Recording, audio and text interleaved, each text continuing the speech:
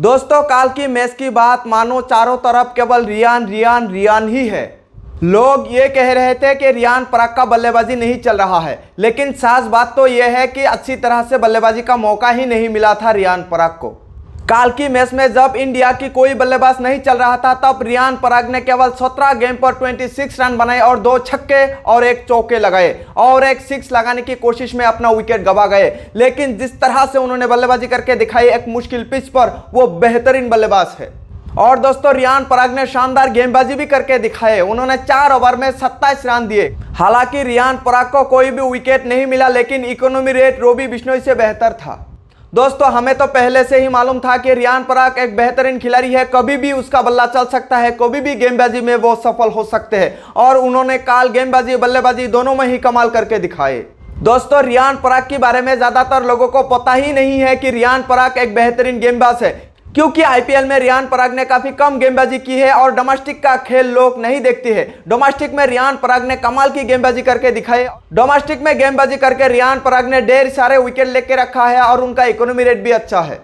और इसीलिए ही गौतम गंभीर और सूर्या कुमार यादव ने रियान पराग को गेंदबाजी दी और उन्होंने उनकी विश्वास पर खरे उतरे। पिछले 2-3 साल से रियान पराग ने लगातार डोमेस्टिक में विकेट लिए हैं और रन भी बनाए हैं। लेकिन दोस्तों मुझे ऐसा लगता है कि रियान पराग को बल्लेबाजी के लिए और थोड़ा ऊपर भेजा जा सकता है, क्योंकि रियान पराग टॉप ऑर्डर की बल्लेबाज है, लेकिन उनको भेजा जा रहा है एक फिनिशर के रूप में। हालांकि रियान पराग ने खुद भी ये कहा था कि मैं एक फिनिशर बनना चाहता हूं महेंद्र सिंह धोनी की तरह, लेकिन उनकी काबिलियत कहां साबित हुई, वो नंबर 4 पर।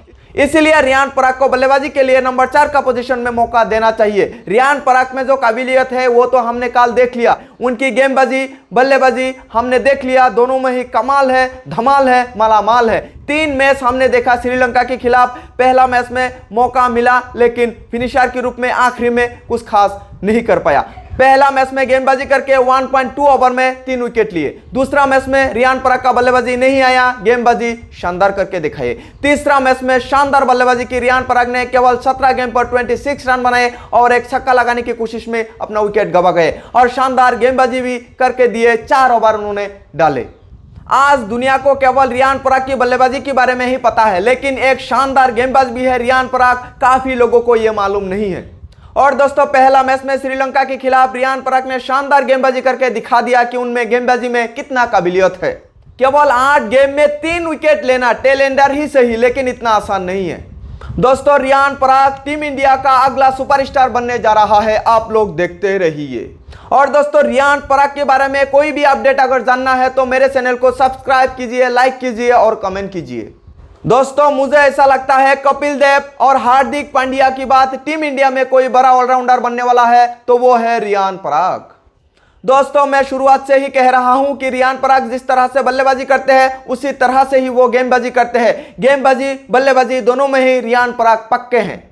और दोस्तों जिस तरह से रियान पराग की गेम स्पिन कर रहे थे वो तो कमाल का था, क्योंकि रॉबी बिश्नोई, वाशिंगटन सुंदर का गेंदबाजी इतना स्पिन नहीं कर रहे थे। रियान पराग जिस तरह से स्पिन करा रहे थे उनका गेम समझ में नहीं आ रहा था बल्लेबाज को और बार बार अपील हो रहा था। हालांकि बल्लेबाज का तकदीर अच्छा था कि आउट नहीं हुई है और रियान पराग को कोई विकेट नहीं मिला। और भाई यहाँ पे गौतम गंभीर का नाम लेना ही पड़ेगा, सूर्या कुमार यादव का नाम लेना ही पड़ेगा। इन दोनों ने जिस तरह से रियान पराग के ऊपर विश्वास जताया और उस विश्वास पर रियान पराग खरे उतरे। आने वाला समय में अगर टीम इंडिया इसी तरह से रियान पराग के ऊपर विश्वास जताते हैं तो टीम इंडिया को एक बेहतरीन ऑलराउंडर मिलने वाला है, बिल्कुल युवराज सिंह की तरह। क्योंकि दोस्तों गौतम गंभीर जानता है कि रियान पराग के अंदर कितना एबिलिटी है, क्या क्या काबिलियत है, गौतम गंभीर अच्छी तरह से जानते हैं। इसीलिए ही रियान पराग को बार बार बैक कर रही है और ओडीआई में भी उन्हें मौका मिला है। ओडीआई का सबसे बेहतरीन खिलाड़ी बन सकते हैं रियान पराग अगर उन्हें मौका मिले। चैंपियन ट्रॉफी में भी शायद रियान पराग जा सकते हैं अगर श्रीलंका के खिलाफ उन्हें मौका मिले और अच्छा बल्लेबाजी भी करे। दोस्तों सोचिए आपको एक ऐसा खिलाड़ी मिल रहा है जो मध्य क्रम में शानदार बल्लेबाजी कर सकते हैं और गेंदबाजी भी करके दे सकते हैं, तो और क्या चाहिए आपको।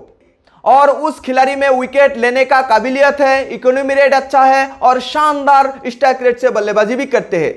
दोस्तों रियान पराग लंबे रेस का घुरा है और ये गौतम गंभीर जानते हैं। दोस्तों आप गेस करो आईपीएल में केकेआर की तरफ से सुनील नारायण को किस तरह से गौतम गंभीर ने सुपरस्टार बना दिया, उसी तरह से रियान पराग को सुपरस्टार बनाना चाहते हैं गौतम गंभीर, क्योंकि सिर्फ दो सेंजे किया था केकेआर में गौतम गंभीर ने और केकेआर चमक गए। जिस तरह से मिशेल स्टैक को लाया था और ओपनिंग में लाया था सुनील नारायण को, बस यही चेंज था।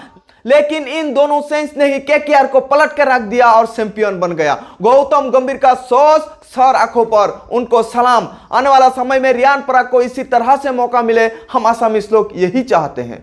जब मिशेल स्टैक को 25 करोड़ रुपया में खरीदा तो लोग तरह तरह की बातें कर रहे थे, लेकिन गौतम गंभीर ने उनके ऊपर विश्वास जताया। और दोस्तों सारा आईपीएल में भी स्टैक ने खराब खेल खेला, लेकिन आखिरी 2 मैच में स्टैक ने कमाल कर दिया, धमाल कर दिया, 2 तीफार के रुमाल कर दिया और गौतम गंभीर का बात सही निकला और केकेआर बन गया चैंपियन। दोस्तों गौतम गंभीर वो कोच है जो बेहतरीन तरीके से खिलाड़ी को परखते हैं और जानते हैं, मौका देते हैं। इसीलिए गौतम गंभीर जिस खिलाड़ी को मौका देते हैं निश्चित तौर पर आप जानिएगा कि उस खिलाड़ी में टैलेंट है, काबिलियत कूट कूट के भरा है। और रियान पराग को भी बार बार मौका दे रही है गौतम गंभीर। इसका मतलब यह है कि रियान पराग आने वाला सुपरस्टार है। दोस्तों आपको क्या लगता है, क्या रियान पराग टीम इंडिया में लंबे समय तक टिक पाएगा? कमेंट करके जरूर बताइएगा। इसी के साथ दोस्तों आप लोगों से विदा लेते हैं, फिर मिलेंगे। जय हिंद।